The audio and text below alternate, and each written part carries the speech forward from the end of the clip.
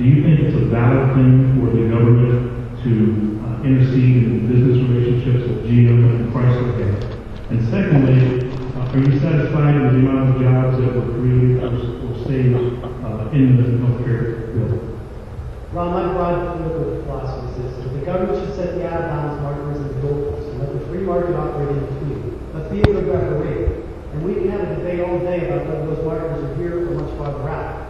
But we have taken referees off the field over the last decade. We see that insurance companies are dumping people even though they paid their premiums when they committed a sin of getting sick. We've taken referees off the field on Wall Street, and you see that they were actually taking bets against Americans, making bets that they would fail to pay their mortgage. We see that we took referees off the field for the oil industry, and we didn't have backup pumps, and now we have a disaster involved. We need referees on the field, making sure that folks are listening and hearing to the rules of the road, playing by fair rules like all of you have to play by. I think that we needed to intervene to make sure that our economy didn't go off the cliff. The stimulus was never billed as the be-all, end-all for our economic woes. It was supposed to act as a backstop against further job loss and create some jobs along the way. A couple local examples: Canton is now investing $50 million reforming their steel plant. We see Shear's Foods in Massey growing after a stimulus investment and creating jobs. We see various companies around our Congressional district who are using the resources that we have given them now to plant the seeds for future economic development. And that's what this was about. We still have far too many folks out of work. Far too many folks who have lost a job through no fault of their own. We can't give up on them. And that's why we should leave no family behind. Extending unemployment insurance, extending COBRA, investing in workforce for training, those are the seeds that are going to create an economy that is able to compete against any other nation. And I put our workforce, I put our industries on the line because we can compete against any nation and excel and prosper. But we've got to plant the right seeds, and that comes from government investment. Thank you. Was the stimulus bill constitutionally valid? Is it okay for the federal government to intercede in helping General Motors and Chrysler and companies like that? And are you satisfied with the amount of jobs that we've been told has been created or saved? To answer the first part of the constitutionality of the stimulus package, our Constitution is set up so that Americans, individual and business, can succeed and enjoy the rewards of their labors. It's also set up that to recognize that those rewards come risks. And failure is a risk. And our country is set up that the individuals need to be responsible for business decisions and the personal decisions they make. It's a personal responsibility that we as Americans have. And I believe that the constitutionality of it, I believe the stimulus package was unconstitutional. The businesses should have been allowed to go under. Other companies should have picked up the pieces and the second part with the political action was enough. So I think not only the 16th district, but throughout the country that are unemployed. My Democratic opponent has made mention to reinvesting in the American workforce. This is political code for spending tax dollars for tax-paying Americans. I think that instead of asking 435 members of the House of Representatives to make those financial decisions, I believe each one of us are better suited to make a decision of where to direct our funds and in which businesses and which entities we wish to invest our money and see grow and flourish here in America. So that said, I'm not happy with the way the stimulus package played out. I'm not happy with the fact that everybody did it. And I have to be fair to the Congressman. This was done under a Republican launch, the first one. So we started down this trend a while ago. It's a slippery slope that we need to stop because I just foresee more and more stimulus packages coming down the pipe.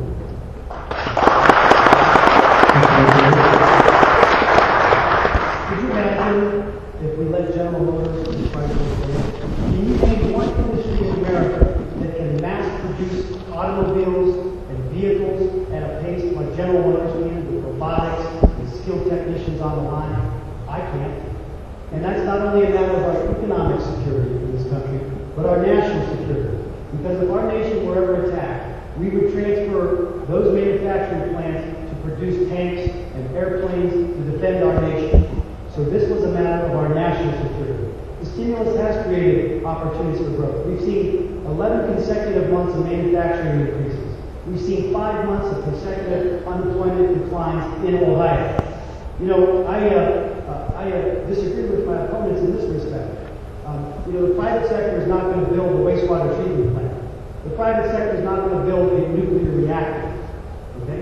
The private sector is not going to build public energy systems that we all depend upon. These are investments that are creating the services that are invested for our people. $20 billion was sent to the states in early August. Not one Republican voted for that. Not one to keep teachers in the classroom, to keep our safety forces out on the streets.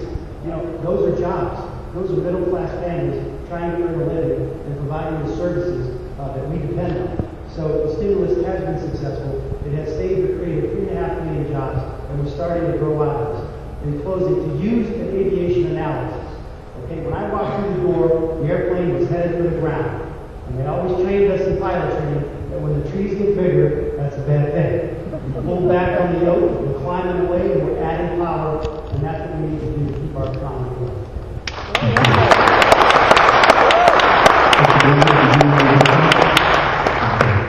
The next question will be directed to Mr. Blevin. We hear a lot these days about campaign finance. We used to hear a lot about campaign finance reform. We don't hear that very often anymore. What's your feeling about the current way the campaigns are financed? And if you could change something in that system, what would you change? Personally, on campaign finance, it's interesting because along the campaign trail, I've been asked, what's the one thing that's surprised you most about running for office? And the answer is simple. It's campaign finance laws that I've got to abide by. You could almost call them keep the incumbents in office regulations. They're so convoluted and very problematic in nature. But there are some fine people at the FEC that help me make sense of it all and keep myself legally legit in that regard. What I would like to see done with campaign finance is to simplify. Again, I go back to the Constitution.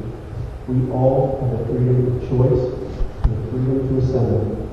And if you were to take any amount of hard-earned money and give it to any candidate of your choice, you should be allowed to do so without any sort of capital regulation. We as voters have a responsibility to take it upon ourselves to find out which of the candidates is best for us, regardless of how well they are financed. I hate to see that so much has been made of the amounts of money raised in this election. But I'm pretty proud to say that a few dollars out of me gone and supported. I've been able to come in contact with so many great people along the way. I don't think that we need volumes and volumes of campaign finance regulations. I think we just need to simplify it and remember that people have a choice and they can express that choice in any way they see fit. Thank you, Mr. I have been outspoken opposition against the Supreme Court's regressive decision. The Supreme Court recently opened the floodgates to allow millions upon millions of campaign contributions to come in and influence how we decide who we're going to support and vote for. The Supreme Court rolled back 100 years of laws that have been enacted by Congress to try to keep special interest groups out of this process. And what we've seen now is a process that has been lacking transparency. We see a process now where we have influence, special interests, corporate millions are being spent to influence how we decide who we're going to support. And I just learned this week that the United States Chamber of Commerce may be commingling their funds that they use when they collect overseas. So imagine this. All I am permitted under the federal election laws to raise money for these contributions are fairly rare is $2,400 per person. Now, I took a position to tell the Chinese government 2 weeks ago that they need to allow their currency to free flow. so that we're not exporting jobs and importing oil. Okay? So now the United States Chamber of Commerce can go and say, well, we need to take out this congressman who doesn't believe we need to be creating jobs in China. And they raised $240,000 and use it to defeat me. And we see all these campaign ads from these shadowy groups now who are trying to influence our election. People have spoken time and time again that they want less money in politics, not more. And it's about time we hold the Supreme Court accountable. It's as if they allow the big corporations and the special interest groups to roll up to the drive-through window and supersize their campaign contributions. Folks want less money in politics, not more. I would support the Disclose Act that passed the House of Representatives that calls for transparency, that calls for full disclosure, and I want to see the United States Chamber of Commerce open their books up and prove to the American people that some foreign government is not trying to influence our elections. That's right.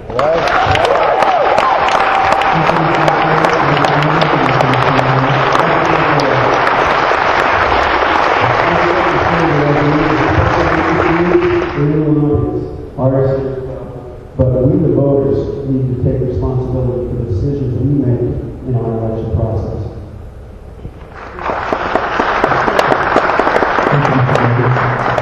You go next. A lot of talk, there's always been a lot of talk, especially recently, about balancing the budget. Are you in favor of a balanced budget amendment to the Constitution?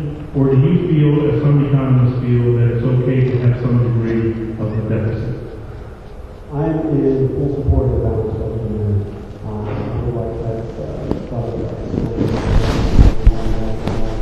every session of Congress must balance the budget before it leaves, so as to never pass on the debt from one Congress to the next.